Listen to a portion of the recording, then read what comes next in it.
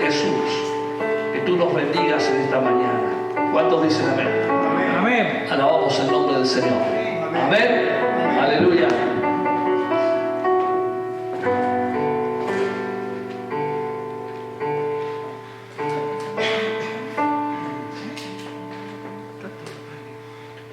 Buen día. El Señor les bendiga en esta mañana. Yo me deleito en alabar y adorar al Señor. Porque el Señor se deleita y se goza en medio de las alabanzas de su pueblo. Dice eso la palabra. Amén. Y Él habita en medio de las alabanzas. Quiere decir que para Dios no es un lugar no deseado cuando el pueblo alaba y el pueblo le bendice. Es más, es todo lo contrario, es un lugar apreciado por Dios. Cuando tú alabas al Señor, el Señor se goza sobre las alabanzas de su pueblo. El Señor bendice, honra a los que le honran. Y no tiene que ver nuestra alabanza, nuestra adoración, no tiene que tener que ver con nuestro estado de ánimo. ¿Cuántos dicen amén? Amén.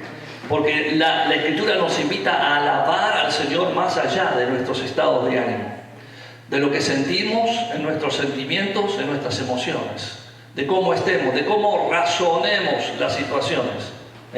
Dios nos invita a hacer sacrificio aún de alabanza. ¿Qué significa esto? Que aún cuando mi cuerpo, mi carne no tengan ganas de alabar al Señor, Lo alabamos igual. dice, haz sacrificio de alabanza. Quiere decir que ni siquiera es una invitación, es un mandamiento. Es un mandato que nos hace porque el Señor nos conoce muy bien y nos hace muy bien alabarle al Señor, porque cuando le alabamos hay algo espiritual.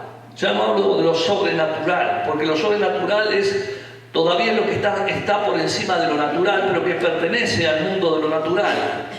Pero cuando hablamos de lo espiritual, estamos hablando de lo que viene de Dios. Amén. Amén. Y entonces cuando le adoramos y le alabamos, se crea un clima espiritual, no solamente en nuestro corazón, especialmente porque estamos en conexión con el Señor. Y cuando yo estoy en conexión con el Señor, hay algo especial que empieza a pasar. Y cuando nos juntamos y nos ponemos de acuerdo para alabar al Señor, imagínense cuánto más efecto hay allí. Por eso dice, mirad cuán bueno y cuán delicioso es habitar los hermanos juntos en armonía. ¿Y a qué remite esto? Que los hermanos se juntan simplemente y estamos allí juntos. No, estamos en la presencia de nuestro Creador, en la presencia de aquel que hizo todas las cosas y que junto a todas las cosas que hizo, las materiales y las inmateriales, las espirituales, Dios nos dio la salvación a través de su Hijo Jesucristo. Amén. Y en esta mañana alabamos ese milagro maravilloso, esa gracia manifestada en la persona de Cristo Jesús, habiendo dado su vida por nosotros para redimirnos de todo pecado. Amén. Qué maravilloso, qué maravilloso. ¿De qué hablamos el domingo pasado? A ver si se acuerdan. ¿Qué empezamos a hablar el domingo pasado? Del amor. Del amor. El amor en forma separada.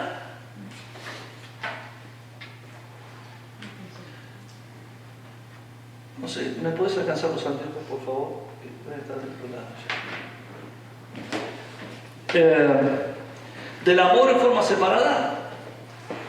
No. No, Como parte del no, fruto. el amor no hablamos en forma separada. Sí lo tomamos como en forma, digamos, gracias.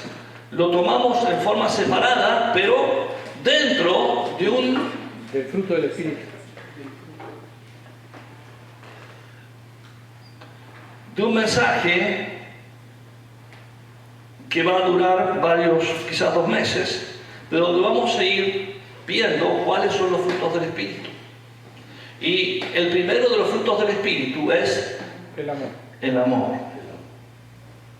Hoy leía un artículo de nuestro querido hermano Marcelo Lafitte, que hablaba acerca de, dice, estudiando la historia de la iglesia, haciendo un estudio de la historia de la iglesia, remitió a la vida de Juan y hablaba de Juan ya, del apóstol Juan ya en su ancianidad. Juan fue el último de los apóstoles en morir. Era el más jovencito de todos los discípulos del Señor, los apóstoles de Cristo, cuando Él estaba en su ministerio aquí en la tierra. Y fue el último en morir. Y Él murió en el exilio, en una isla llamada Patmos. Y aún antes de ir allí, ya Juan, anciano, solo tenía un mensaje. Había un solo mensaje. Dice que no hablaba mucho, pero había algo que siempre le decía a los hermanos, le decía a la iglesia: ámense los unos a los otros como Cristo le amó. Este era el mensaje central, y si ustedes ven las epístolas de las 3 cartas de Juan, ¿de qué hablan? Del amor. Del amor, remiten al amor. Y no es de una manera antojadiza. Miren, dice que alguien le preguntó: ¿por qué no hablas más de la salvación? Y él dice: porque el amor remite a la gracia más sublime, que es justamente la que el Padre en su amor entregó a su propio Hijo por nosotros. Es el amor de Dios. Por eso amaos los unos a los otros, porque Dios es amor. Porque el amor cubrirá multitud de pecados. Porque debemos amarnos los unos a los otros como el Señor nos amó. Pero este amor no es nacido de la carne, sino que es nacido de Dios. Y si es nacido de Dios, ¿cómo yo puedo tener ese amor? No es el amor mundano del cual hizo mención nuestro hermano Luis el domingo pasado. Y hablando primeramente del amor mundano, amor eros, amor fraterno y tantos otros amores, tantas otras clases de amor que se conocen y se hablan aquí en la faz, en esta dimensión, sino que habló del amor que es más allá, es el amor de Dios. Pero el amor, hay muchas manifestaciones de apariencias de amor que se manifiestan aquí entre nosotros en la carne, pero que solamente tienen un impacto temporal, que no van a tener trascendencia en la eternidad, solo el amor de Dios. Por eso vamos a buscar en Gálatas capítulo 5, versículo 22, a ver si lo podemos encontrar allí, ver ahí. Mas el fruto del Espíritu, miren lo que dice ahí el apóstol Pablo a la iglesia de Gálatas. Mas el fruto del Espíritu es amor, gozo, paz, paciencia, benignidad, bondad, fe, mansedumbre, templanza. Contra tales cosas no hay ley. Volvamos al versículo anterior. Mas el fruto del Espíritu, y bien alguien dijo el domingo pasado, Espíritu está con mayúscula. ¿Por qué? Porque no es el espíritu del hombre, no hace mención al espíritu del hombre, no es el amor. Y todos estos frutos que hace mención Pablo en la carta a la iglesia en Galacia, no tiene que ver con el fruto del espíritu humano. Tiene que ver con el fruto del espíritu, ¿de quién? De Dios. De Dios en nosotros. En nosotros, no en una forma abstracta. Cuando hablamos del espíritu de Dios, no es algo que está flotando por allí. Allá nosotros no decimos, ven espíritu divino, como algo que está por afuera allí, como pasaba en la antigüedad, en el Antiguo Testamento, que el espíritu venía y tomaba posesión de un profeta, por ejemplo, y el profeta profetizaba el nombre de Dios, pero después el espíritu se retiraba. Cuando vino Pentecostés, el Espíritu Santo vino y cayó. Fue derramado. Se cumple la palabra del profeta Isaías. Y entonces, a partir de Pentecostés, ahora nosotros somos el templo del Espíritu Santo de Dios. Este Espíritu viene a morar en el corazón de los creyentes, de aquellos que han sido redimidos por la sangre de Jesucristo. Amén. ¿Y qué nos dice la palabra acerca de esta redención? Que de tal manera amó Dios, el mismo apóstol San Juan en capítulo 3, Versículo 16. 3:16 dice: de tal manera amó Dios al mundo que dio a su Hijo unigénito, para que todo aquel que en él cree Sea salvo. no se pierda, mas tenga vida eterna, sea salvo. Entonces uno dirá: ¿cómo puedo ser salvo yo? No por las obras, no por ser bueno, no por aprobar ciertas materias, no por portarme bien en la vida, sino porque Cristo ya pagó el precio. Cuando dice el mundo, está hablando de la naturaleza caída del ser humano. De tal manera amó Dios a la gente de este mundo que había sido rebelde, y entre esos estábamos nosotros, cada uno de nosotros, que Dios anticipó un plan. Y en ese plan, Dios te amó a ti y a mí. Y no importa lo que tú hayas hecho, no importa cómo haya sido tu pasado, no importa qué es lo que haya en tu historia, el Señor te amó y te llamó con amor eterno y te llamó. Y dice el mismo apóstol Juan: y a todos los que creyeron y le recibieron.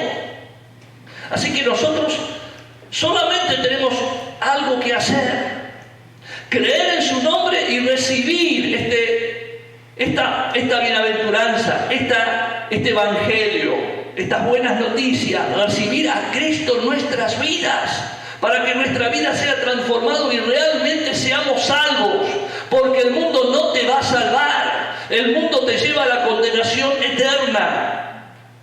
Por más que lleves una vida ejemplar, no te alcanza. No te alcanza, necesitamos del amor de Dios en nosotros. Y ese amor no es algo abstracto y exterior, sino que debe ser algo interior en cada uno de nosotros. ¿Amén? Amén. Tiene que estar en nosotros. ¿Y cómo está en nosotros?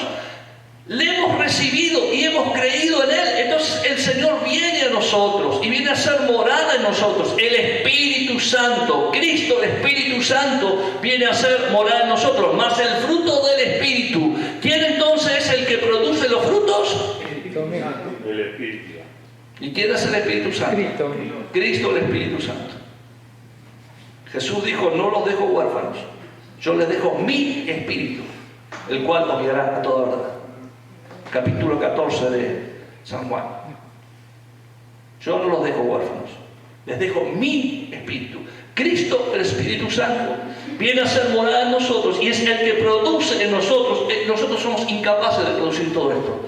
Todo esto, miren, todo lo que el espíritu humano pueda producir, muy parecido a todo esto, es temporal y es apócrifo.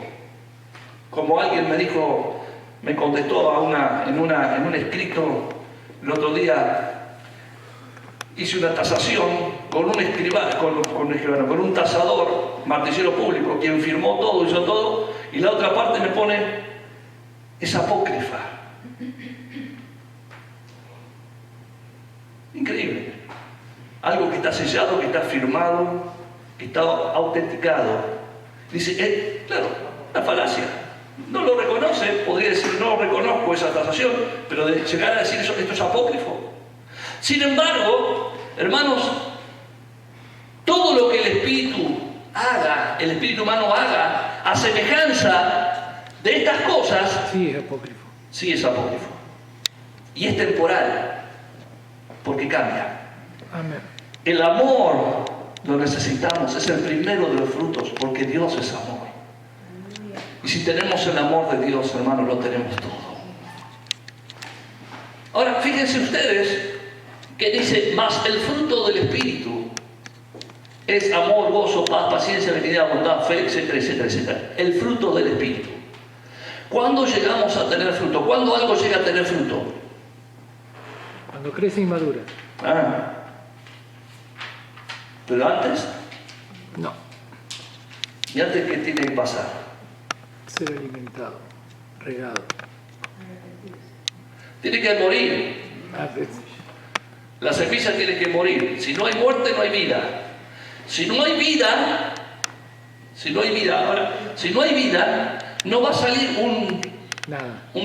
algo hacia arriba, ni hacia abajo, primero que es la raíz, y luego va a emerger hacia afuera, hacia la luz, el tallo. Y va a ir creciendo y va a ir teniendo consistencia, y tiene que crecer, y por un tiempo, los que saben de cultivos, por ejemplo, de frutales, saben que los frutales dan los primeros frutos recién a los 7 años, según la planta, 5, 6, 7 años, y están en plenitud a los 10 años. Mayormente la manzana, la pera, todo ese tipo de fruta. Pero primero tiene que haber una muerte tiene que haber algo que se plante en tierra, tiene que haber crecimiento, tiene que haber todo esto que ustedes están hablando, tiene que haber crecimiento, tiene que regarse, tiene que abonarse, tiene que podarse, tiene que crecer, tiene que fortalecerse el árbol, no tiene que secarse en esa transición, en ese proceso de crecimiento, tiene que estar vivo. Para que cuando llegue el momento y el tiempo de frutos. Entonces, hermanos, nosotros recibimos a Cristo e inmediatamente empezamos a dar fruto. No. Empezamos a mostrar ciertas señales del carácter de Cristo, de que hay vida, de que hay transformación, de que vamos en ese rumbo, y de poco en poco en ese proceso empezamos a manifestar los dones del Espíritu. En la medida en que nosotros dejemos que este fruto pueda manifestarse, pueda dejarse ver. Y este fruto sí es eterno, este fruto no es temporal, este fruto continúa. Pero esta mañana yo quiero decir, por eso primero, no podemos hablar de fruto si no hay un árbol. Y no podemos hablar de árbol en condiciones de dar fruto si ese árbol no pasó por un proceso de crecimiento. Y no podemos hablar de proceso de crecimiento si antes no hubo una semilla que fue sembrada en la tierra, que murió, que germinó y que dio vida. ¿Entienden esto? Por eso, hermanos, no podemos pedir que este atril acá, adelante, tenga fruto algún día. ¿Por qué? No hay vida en él. Porque no tiene vida. No se va a reproducir nunca porque no hay vida. Los seres vivos pueden reproducirse porque es parte del mandato de Dios que la vida produce vida.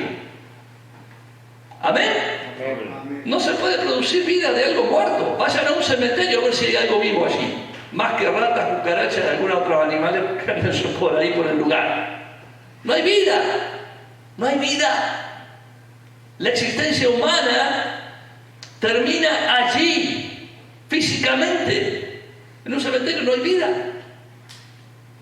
No se manifiesta la vida, no se multiplica la vida. Ahora, cuando estamos en la edad justa de dar fruto, en la unión de un hombre y una mujer, naturalmente, ¿qué es lo que debería pasar? Que haya multiplicación, Procreación. que haya vida, que haya procreación. Porque la vida produce vida. Cristo produce en nosotros vida. Si no tenemos al Señor, al Espíritu Santo, no hay fruto. No hay fruto de vida, no hay fruto de amor. Necesitamos vida. Está entrando la vida, parte de la vida, José. Se imaginan, ¿no?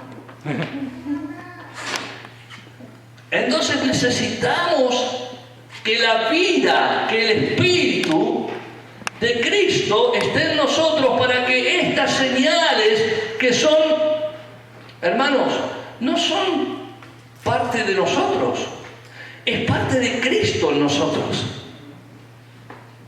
Yo no puedo producir esto si Cristo no vive en mí, si Cristo no mora en mí. Es Cristo quien las produce en mí. Yo soy el recipiente. Y entonces Cristo, su persona, se va mostrando. Las virtudes de Cristo se van mostrando.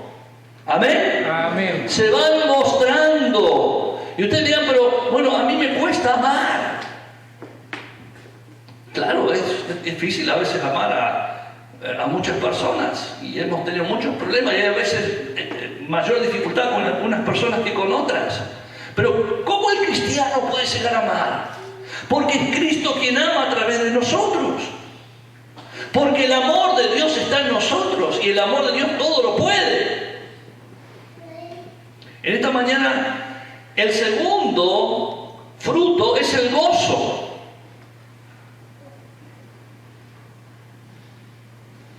¿Cuántos están gozosos en esta mañana? ¿Saben lo que es el gozo? Sí, un poquito más. Ahora, cuando hablamos del gozo como el fruto, estamos hablando de algo mucho más espléndido. Estamos hablando de algo constante y permanente. Entonces, muchas veces cuando hablamos de gozo se confunde con la felicidad. Muchos confunden el gozo con la felicidad. Y la felicidad con estar alegres o con la risa. Hay gente que se emborracha y se empieza a reír. Ustedes dirán, es una persona, ese se está matando de risa, el tipo es feliz. Sí, es borracho. Exactamente. Ahora, ¿por qué se ríe? Está borracho. No tiene nada que ver con la felicidad. Hay borrachos que lloran. Hay borrachos que lloran, hay borrachos que se ponen malos. ¿O no? ¿No es cierto? Ahora, el gozo no tiene que ver con la felicidad. La felicidad, hermanos, son momentos. ¿Qué está diciendo mal? La felicidad tiene que ver con momentos.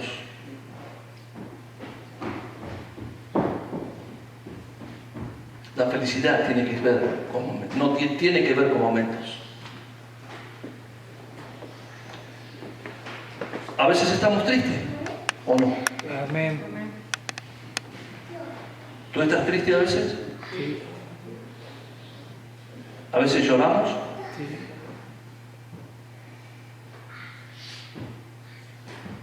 Pero puede haber gozo en ¿Y entonces? ¿Y entonces? Estábamos el domingo pasado, cuando terminamos acá, fuimos para acompañar a Facundo y a la familia. Y junto cuando estaban saliendo su papá, había un grupo muy grande de personas que evidentemente recibió una mala noticia y eran llantos y gritos y ahí de la terapia. Pero aún cuando ellos no estaban de la misma manera, ni nosotros tampoco, no era para nosotros un momento alegre. Era un momento de tristeza y dolor. Y de dolor. Ahora, hermanos, quiero decirles algo. Yo en mi vida he tenido muchos momentos de tristeza,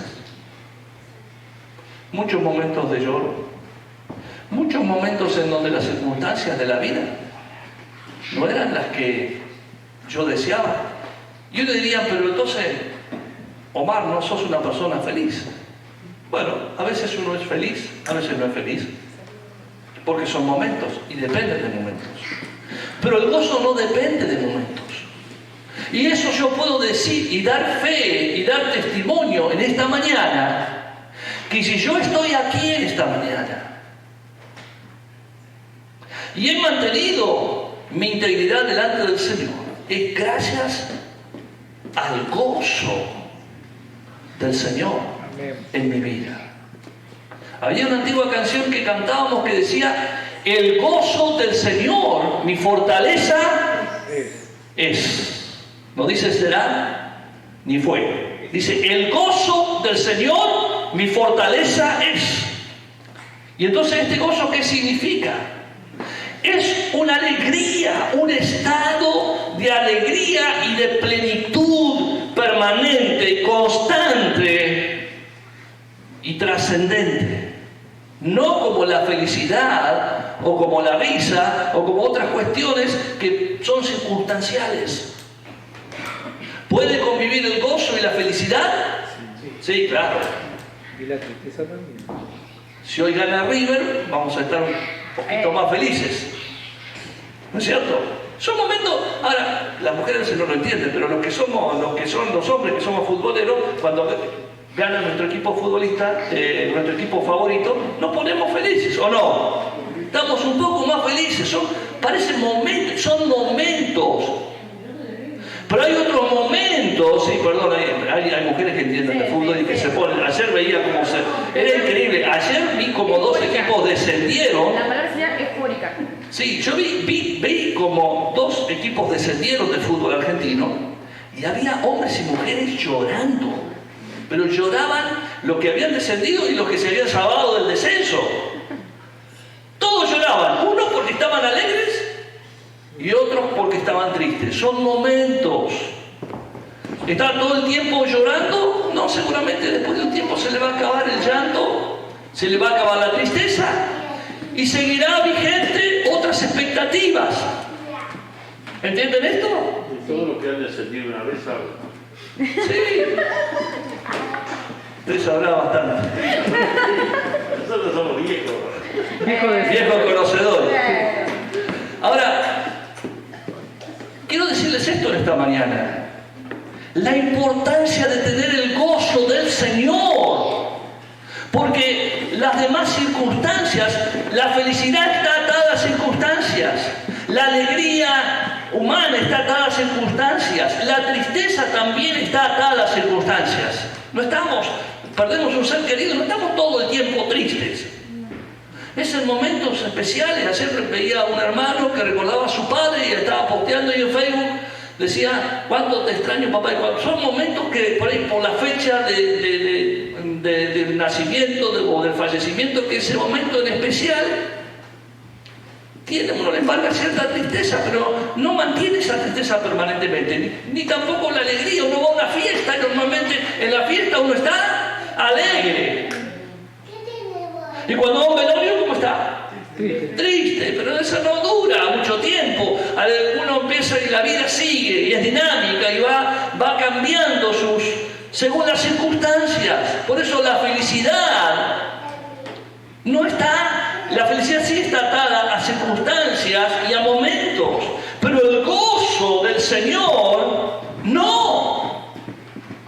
El que ha recibido la salvación, bendito sea su nombre, tiene otra expectativa. En 1 Tesalonicenses capítulo 5 versículo 16, miren lo que dice aquí, y esto va a reafirmar lo que estoy diciendo ahora acerca del gozo y esta diferencia que hay acerca de felicidad, del concepto que tenemos, por lo cual a veces confundimos felicidad con gozo. Pero acá claramente Pablo está dirigiéndose a la iglesia. 1 Tesalonicenses capítulo 5 versículo 16 dice: estad siempre gozosos. No dice estad siempre felices. No dice estén siempre alegres, porque es imposible. Él sabe, el mismo Jesús lloró, se vio angustiado por las cosas que habrían de venir. Lloró sobre Jerusalén y aún antes de que viniera, que tuviera que enfrentar al único Señor si es posible. Estaba tan angustiado, dice la Escritura, que oró al Señor, al Padre, diciendo, si es posible, pasa esta copa de mí, pero no se haga mi voluntad, sino la tuya. Ahora dice, estén siempre gozosos. Pablo está diciéndole a la iglesia, hermanos, estén siempre gozosos. Por eso, cuando hablamos del gozo como fruto del Espíritu, no estamos hablando de una situación que está atada a circunstancias, o de algo que está atada a circunstancias, sino de algo mucho más profundo, de una alegría plena, que es inconmovible a pesar de las circunstancias, que es trascendente y que es constante, y es que el gozo del Señor está en mí. Es el gozo del Señor, no mi gozo. ¿Entendieron esto? Porque es el fruto del Espíritu. El fruto del Espíritu produce en mí gozo, porque está produciendo parte del carácter de Cristo. Están siempre gozosos. Pareciera entonces, si nosotros lo atáramos a la circunstancia, algo de imposible realización. ¿O no? Si tomamos este versículo y lo asociamos a la felicidad y lo asociamos a las circunstancias de la vida, es imposible. Estar siempre gozosos en un estado de gozo permanente es imposible. Sin embargo, es posible porque Pablo no está hablando de algo pasajero, de algo circunstancial, sino Pablo está diciéndole a la iglesia, vivan en Cristo, porque si están en Cristo, el gozo del Señor estará en ustedes siempre. Amén. No importa cuál fuera la circunstancia. La felicidad depende de lo que sucede, el gozo no. El gozo es una alegría interior que supera todas las circunstancias. ¿Cuántos dicen amén? Amén. En Romanos 14, versículos 17 y 18. Pablo dice en qué consiste o qué es el reino de Dios, escribiendo a la iglesia en Roma. Dice, porque el reino de Dios no es comida ni bebida, sino justicia, paz y gozo en el Espíritu Santo. ¿Se dan cuenta cómo el gozo no está asociado a lo material? Dice, no es comida ni bebida. A nosotros nos falta algo y ya estamos, Y a veces es lógico, porque eso está atado a circunstancias. Y es lógico que nos entristezcamos y que nos enojemos, sí, porque el mismo Señor dice, airaos pero no pequéis, no se ponga el sol sobre vuestro enojo. Él conoce nuestra debilidad y nuestra humanidad, pero a pesar de atravesar muchas veces en nuestra vida por tristezas, por carencias, por malas noticias, por pérdidas, Él dice, no. Pablo dice a la iglesia, miren, el reino de Dios no consiste en esto. No consiste en comida y en bebida y en las cosas que les puedan estar pasando ahora, en este momento. En lo que tengan ustedes por ganancia o por pérdida, por las cosas materiales. Sino en justicia, paz y gozo en el Espíritu Santo. Esto es el reino de Dios. En esto demostramos que somos hijos de un reino distinto. Porque Dios nos ha trasladado del reino de las tinieblas al reino de su Hijo amado. Al reino de su Hijo amado, a su luz admirable. Por lo cual, a veces nuestra estantería se conmueve. Es de sentido común que ante una pérdida lloremos, que ante la enfermedad nos veamos debilitados, de que a veces no estemos tan felices como en otras ocasiones. Sí, eso es todo parte de nuestra humanidad. Pero el gozo del Señor nos da tal fortaleza que nos permite atravesar todas esas circunstancias que para nosotros no son bienvenidas, con la fortaleza de Dios en nuestros corazones, que nos ayuda justamente a atravesar esas etapas. ¿Amén? Amén. Así que el reino de Dios no es comida ni bebida, sino justicia, paz y gozo en el Espíritu Santo, porque el gozo es fruto del Espíritu Santo, y el Espíritu Santo es el Espíritu de Cristo. Entonces, el que produce ese gozo en nosotros, que no se mueve, que es inconmovible, entonces sí, el gozo puede estar asociado en el gozo puede convivir con la felicidad, pero puede convivir con la tristeza y con las pérdidas, porque el gozo del Señor no se va. Que yo esté triste en un momento no significa que haya perdido el gozo del Señor. El gozo del Señor es que me ha traído aquí a lo largo de los años de ser creyente. Es que me ha fortalecido, hermano, en las pruebas. Si ustedes creen que yo no he tenido ninguna circunstancia por las cuales entristecerme, por las cuales a veces querer tirar la toalla, por las cuales a veces lloré, por las cuales... No, he tenido todas y he pasado muchísimas. A veces he llorado tanto que ahora me cuesta llorar. Pero ¿saben qué? Estoy aquí por el gozo del Señor. Y reconozco que sin ese gozo no hubiese estado acá. No estaría yo hoy aquí. A pesar de las circunstancias. El reino de Dios no es comida, es gozo en el Espíritu Santo. En esto consiste. Vamos ahora a Habacuc, capítulo 3, versículos 17 y 18, pasaje que conocemos casi de memoria. Y acá otra vez vamos a la experiencia de un profeta que no estaba en esta dispensación de la gracia, que no había recibido al Espíritu Santo de Dios, pero sí que conocía a Dios. Y que sí sabía de Dios y conocía del carácter de Dios y lo que era estar en comunión con Dios. A tal punto que dice Habacuc, capítulo 3 de Habacuc, versículos 17 y 18. Miren, aunque la higuera no florezca, dice el profeta, ni en las vides haya fruto, aunque falte el producto del olivo y los labrados no den mantenimiento, y las ovejas sean quitadas de la majada y no haya vacas en los corrales. Vamos ahí. El panorama que pinta es un panorama tristísimo, desalentador, trágico, ¿o no? De carencia total.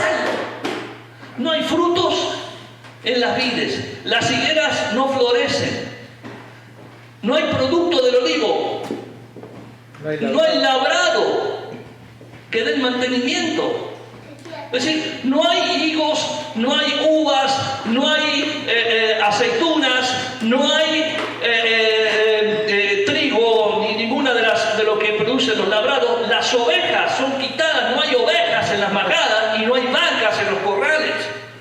Panorama tristísimo, no hay producción, no hay con qué mantenerse. Aunque todo esto falte. Vamos al otro versículo. Dice, con todo yo me alegraré en Jehová y me gozaré en el Dios de mi salvación. ¿Se dan cuenta? El gozo del Señor está atado a la experiencia única y divina de la salvación y de la comunión con Dios. Él lo podía experimentar ya de lejos, viéndolo de lejos. Pero él tenía comunión con el Dios, el Padre. Entonces él estaba experimentando eso. Él veía avanzar a los enemigos en ese momento de Israel, venir como una luz. Ayer veía fotos de los hermanos de Villegas, donde se veía, si acá se veía feo la tormenta, no se imaginan cómo se veía en Villegas. Era como...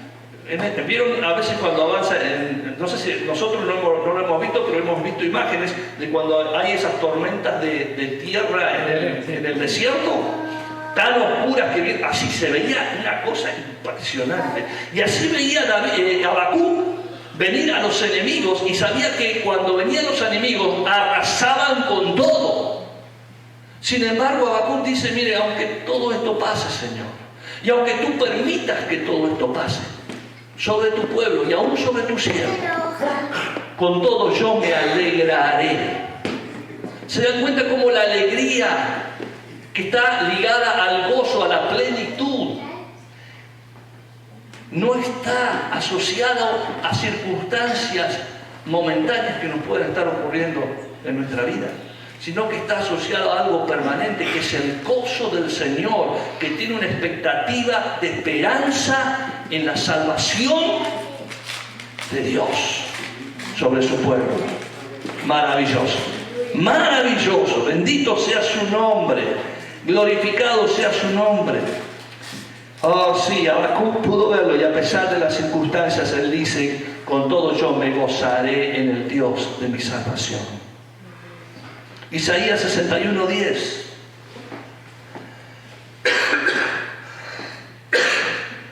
Acá vemos otro profeta de Dios. Isaías 61:10 dice: en gran manera me gozaré en Jehová. ¿Cómo se puede gozar alguien? No está hablando me alegraré, no está hablando de seré feliz. No, está hablando de algo mucho más pleno. Y es en esta relación de Dios con su pueblo, con sus hijos, cuando ellos han experimentado esta salvación. Fíjense de tal manera, ahora sí asocia directamente, como lo hizo Habacuc, el gozo con la salvación. Dice: en gran manera me gozaré en Jehová, mi alma se alegrará en mi Dios, porque me vistió con vestiduras de salvación. Me rodeó de manto de justicia. Como a novio me atavió, y como a novia adornada con sus joyas. Qué maravilloso. Todo eso lo hace el Señor. Y aunque no veamos en el momento, aunque a veces estemos atravesando el dolor, el momento de pérdida, Dios tiene una expectativa maravillosa y propósitos santos para todos sus hijos que Él los revela. Y acá los dos profetas, tanto Habacuc como Isaías, pudieron ver, porque en la salvación de Dios ellos pudieron ver este gozo inigualable que el mundo no puede dar. Este gozo que nos llena de expectativa, de esperanza, y que nos fortalece en los momentos y en las circunstancias más adversas. Y Él se vio vestido en esta salvación de esta manera. Fíjense ustedes qué hermoso la manera en que va describiendo: porque me vistió con vestiduras de salvación, me rodeó de manto de justicia, como a novio me atavió, y como a novia adornada con sus joyas. Está hablando de que todo lo que uno necesita para... El manto es algo que uno usa ¿para qué? Para no pasar frío, para no estar desnudo. Pero además dice: me rodeó con manto, como a novia me atavió. Es decir, dice la Escritura acerca de la esposa del Cordero, ¿no? Nos ha vestido de lino fino y resplandeciente, y como a novia adornada con su... y nos adornó con joyas. En Cristo tenemos todo esto. La salvación nos da todo esto. Es gracias de Dios. Por eso, hermanos, me gozaré. ¿Cómo puede gozarse? Porque Él tiene la expectativa y la esperanza de la salvación, viéndola de lejos. Nosotros la tenemos ya. No la vemos de lejos, nosotros la tenemos y la experimentamos en Cristo. Bendito sea su nombre. El Salmos 16, versículo 11. Ya estamos terminando.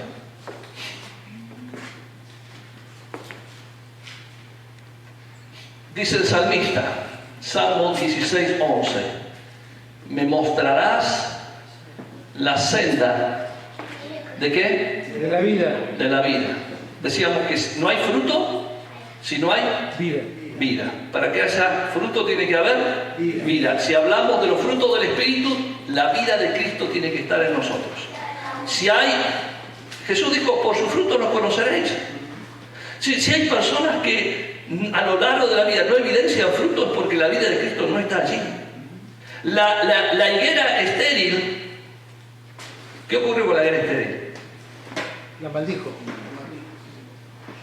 Y con el árbol que no da fruto, dijo, lo abonó el primer año, el segundo año, pero después lo cortó. Por eso, cuando hay vida, hermanos, si hay vida en nosotros, tiene que haber fruto. El fruto que no produce el hombre, sino el fruto que produce Dios en nosotros y que es totalmente contrario, que va contracorriente contra la cultura de este mundo. La cultura de este mundo dice no se puede, la cultura de este mundo es negativa, la cultura de este mundo es en favor de la muerte, la cultura de este mundo es en favor de la destrucción. La cultura de este mundo es en favor de todo lo que es negativo y en exaltar cosas que tienen que ver con el humanismo secular, pero que no calman nuestra hambre y sed de Dios. Es anticristo. Es anticristo. Claro, es el espíritu del anticristo, que está desde el principio, pero que se está potenciando ahora, por lo cual tiene que aclarar de esta manera el apóstol diciendo, porque el reino de Dios no consiste en comida y en bebida. Hoy si no tenemos todo lo que el mundo ofrece, estamos insatisfechos, estamos tristes, estamos como vacíos, como que no hemos alcanzado nada, y sin embargo en esto no está. Hermanos, el secreto de la vida no está allí, sino que está en Cristo. Porque es el único que produce vida. Todo lo demás es apócrifo, es vida falsa. Me mostrarás la senda de la vida. Dice, en tu presencia hay plenitud de gozo. ¿Dónde? ¿En la farmacia? ¿En la farmacia? ¿En el supermercado? ¿En la ferretería? Cuando vas a comprar, vos necesitas comprar tornillos, ¿dónde vas? A la ferretería. ¿Necesitas comprar medicamento? ¿Dónde vas? Farmacia. A la farmacia. ¿Necesitas comprar alimento? Al almacén o al supermercado. Si necesitas verdura, verdulería. Todo tiene algo, ¿no es cierto? ¿Dónde recurrir? Acá dice, en tu presencia. Necesitamos el gozo del Señor. No lo hemos experimentado todavía. Necesitamos más de ese gozo, más de la manifestación del gozo del Señor que no depende de circunstancias. Ay, porque, mamita, tenés que tratar con José cuando se enoja. Pero después es un patadero, pues. Se le pasó y está, no voy a hacer eso. ¿Por qué? Porque Dios está tratando, el Espíritu de Dios está tratando. Este es el nuevo José. Como es el nuevo Mar, el nuevo Luis, la nueva Guillermina. El viejo era capaz de cualquier cosa cuando no estábamos en Cristo. ¿Es así, hermano? ¿Cuánta metida de pata? Tú me mostrarás el camino de la vida. ¿Qué es el camino de la vida? Es el camino, es Jesús. Estaba mirándolo de lejos el salmista también, estaba profetizando. Jesús dice luego, yo soy el camino. Ese camino al del cual David estaba profetizando, diciendo, me mostrarás, porque claro, lo estaba mirando de lejos. Como el mismo Jesús dice, muchos lo miramos de lejos, pero ahora Jesús mismo dice, yo soy el camino, la verdad y la vida. ¿Qué estás buscando? ¿Por qué buscas en comida y en bebida? ¿Por qué buscas en las relaciones humanas? Encontrar lo que yo puedo darte. Él tiene lo mejor para nosotros. ¿Vamos a atravesar momentos difíciles? Claro que sí. ¿Vamos a angustiosos? Sí, claro que sí. Me mostrarás la senda de la vida. En tu presencia hay plenitud. Plenitud. No dice hay gozo.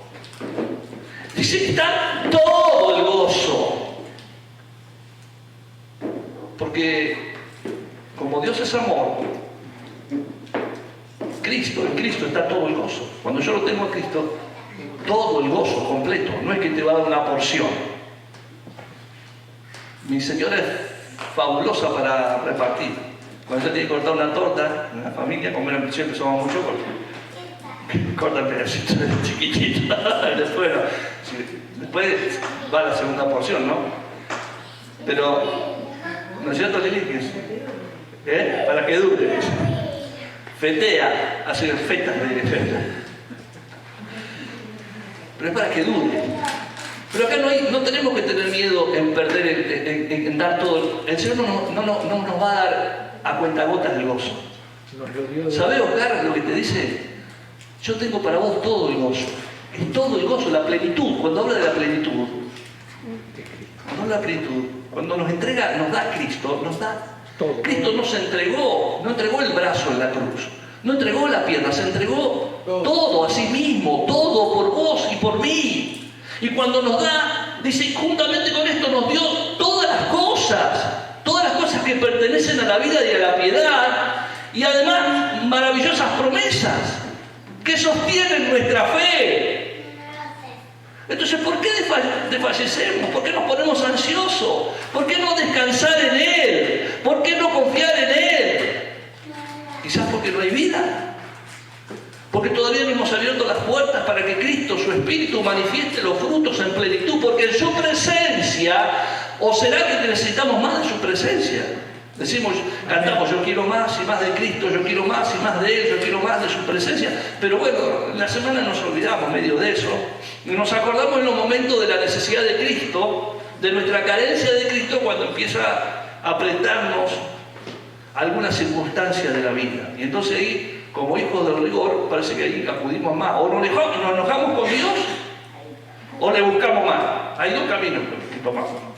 O la indiferencia, el enojo, o nos arrodillamos y decimos, ahora es hora de clamar, porque me está sucediendo esto, porque me está sucediendo esto, porque me está pasando esta situación, porque ahora voy a leer más, ahora voy a orar más. Pero acá dice, es en tu presencia, es estar en Él, y vivir en Él, y caminar en Él, y buscarle en Él, que la plenitud del Espíritu, la plenitud del gozo del Señor se manifiesta. Delicias a tu diestra para siempre. Delicias. ¿Quién no aprecia las delicias? ¿Todos queremos delicias? ¿Dónde están? En la diestra de Dios. En la presencia de Dios. ¿Dónde está todo? Si decimos Jesús es suficiente, Él lo es todo. Separados de mí, cantamos hace un rato. ¿A quién iré, Señor? ¿A quién iré, Jehová, sin ti? Tú eres el fuego que me quema. Te manifiesta, te siento de mil maneras. La plenitud del gozo, delicias a tu diestra para siempre. Ese es el versículo que te digo, ¿no? Y terminamos. Es una fuente constante y duradera de satisfacción, deleite y esperanza. Eso es el gozo del Señor. ¿Escuchaste bien? Lo voy a decir de nuevo. Es una fuente constante y duradera de satisfacción, deleite y esperanza. Muy interna. Muy a pesar de las circunstancias que te toquen vivir. Ese es el gozo permanente que no te mueve. Y terminamos con 2 Corintios capítulo 12, versículo 10. Y aquí vamos a un extremo de ver cómo el gozo de Dios es todo lo que estamos hablando. Y como Pablo no habla del gozo asociado al confort, sino todo lo contrario. Dice, por lo cual, miren hermanos, por lo cual, por amor a Cristo, me gozo en las debilidades, en afrentas, en necesidades, en persecuciones, en angustias, porque cuando soy débil, entonces soy fuerte. Ahora, miren qué lista, Uno normalmente diría, bueno, yo me gozo cuando todo va bien, yo me gozo cuando se me da todas, yo me gozo cuando cierro el balance a fin de mes y me sobra plata para ahorrar y para gastar en cosas. Yo me gozo cuando las relaciones van todo bien, yo me gozo.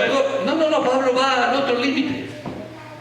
Todo lo contrario, por eso está hablando del poder, del fruto, del gozo que viene del Espíritu Santo, que nos mantiene, nos satisface y nos fortalece en medio de circunstancias de adversidad.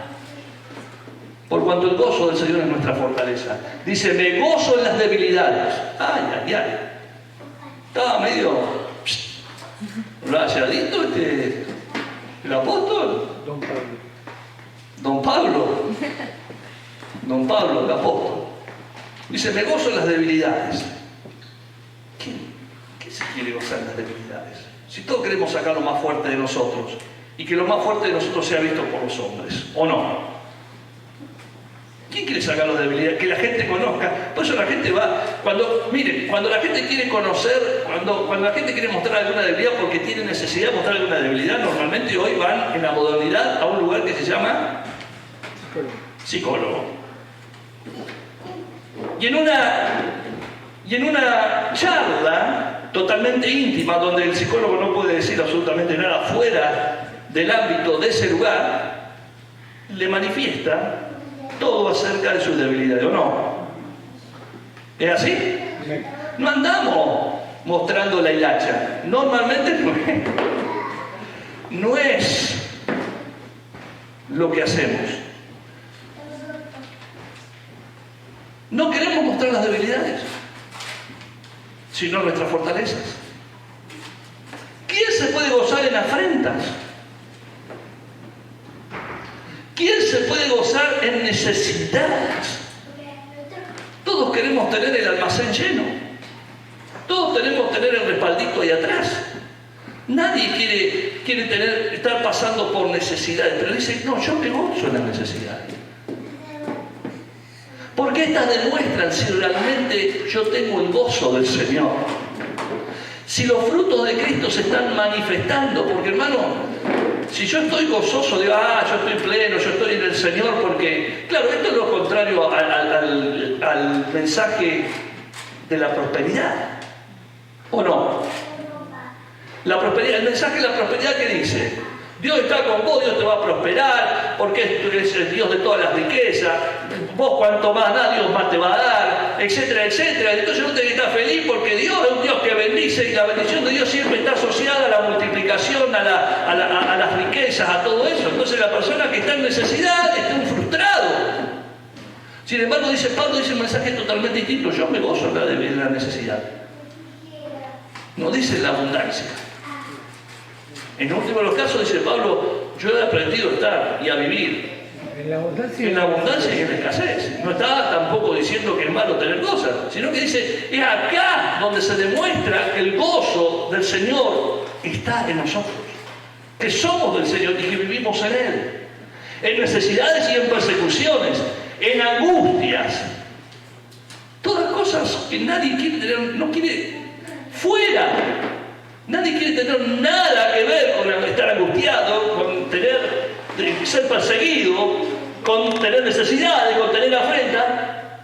Sin embargo, Pablo dice, todo esta listita, todo esto yo me gozo. ¿Cómo puede gozarse alguien? Porque se dan cuenta que no está hablando de felicidad, no está hablando de una alegría temporal, está hablando de un gozo manifiesto que es el Espíritu de Cristo fortaleciéndole, el carácter de Cristo fortaleciéndole a pesar de las circunstancias. Entonces soy fuerte porque soy débil. Y el último versículo dice, y con esto terminamos, me he hecho un necio al gloriarme. Vosotros me obligasteis a ellos, pues yo debía ser alabado por vosotros, porque nada he sido menos que aquellos grandes apóstoles, aunque nada soy. Reconoce, hermanos, nada soy. He tenido que pasar toda esta listita para hablarles del gozo del Señor, porque yo nada soy. Porque separado de Él nada puedo hacer. Porque todo lo que se manifiesta en mí y todo lo que puedo, y cuando digo todo lo puedo en Cristo que me fortalece, es porque el gozo del Señor me fortalece. Amén. Oramos. Padre, en esta mañana nos reconocemos necesitados y carenciados delante de ti.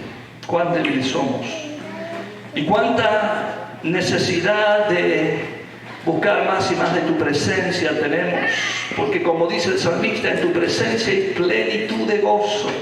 Perdónanos porque muchas veces, Señor, asociamos el gozo a las cosas que el mundo nos da, pero el gozo es algo, Señor, es algo espiritual, porque es tuyo.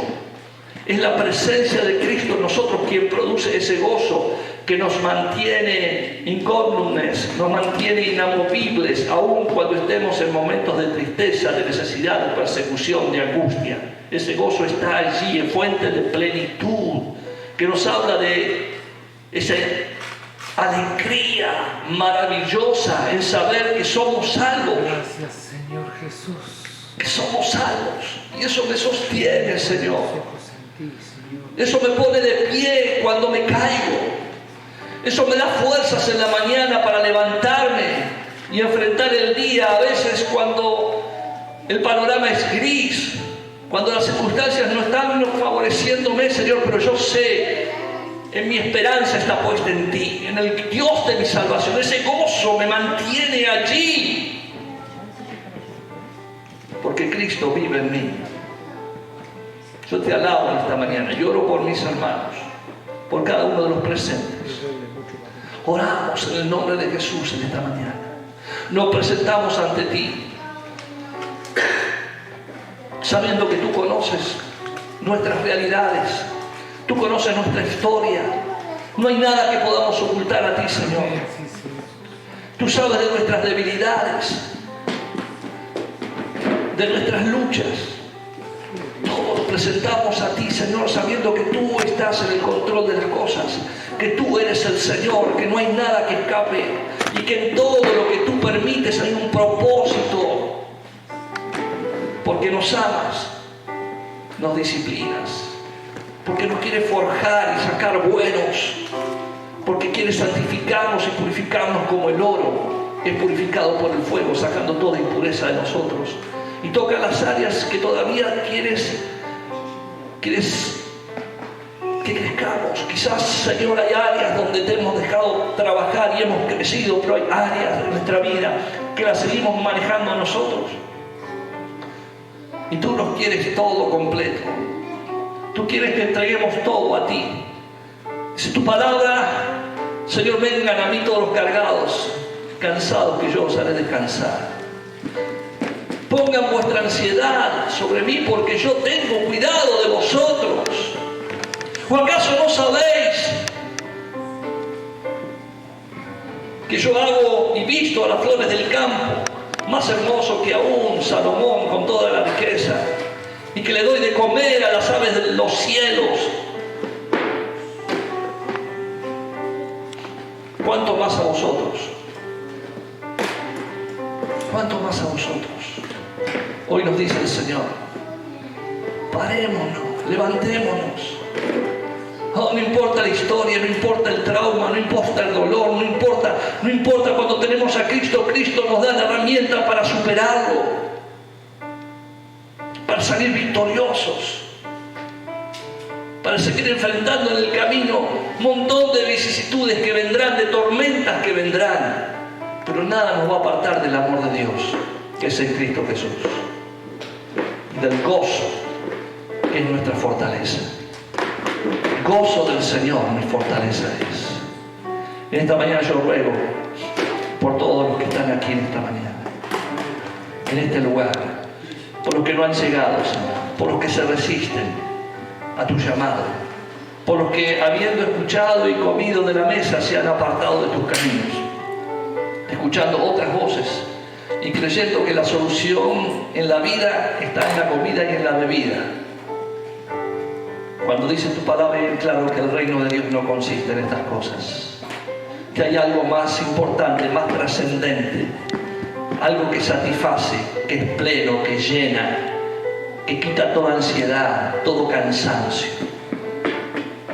¿Por qué no te pones de pie en esta mañana? Yo te invito a hacerlo.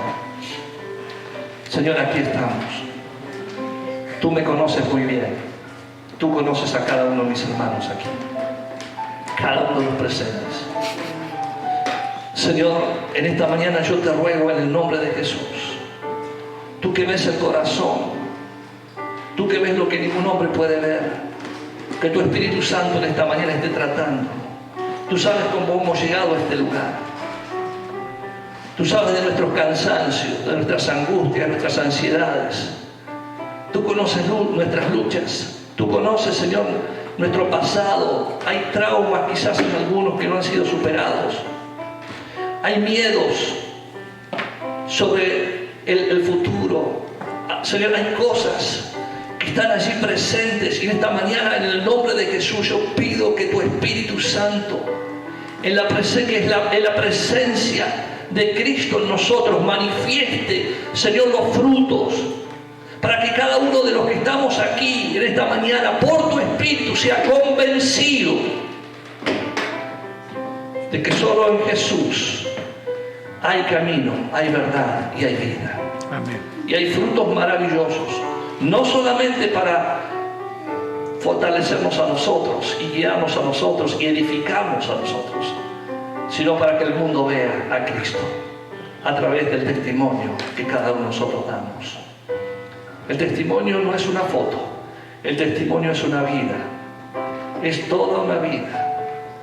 Y lo vemos en el servicio, el gozo de servir a Cristo, el gozo de servir a Cristo.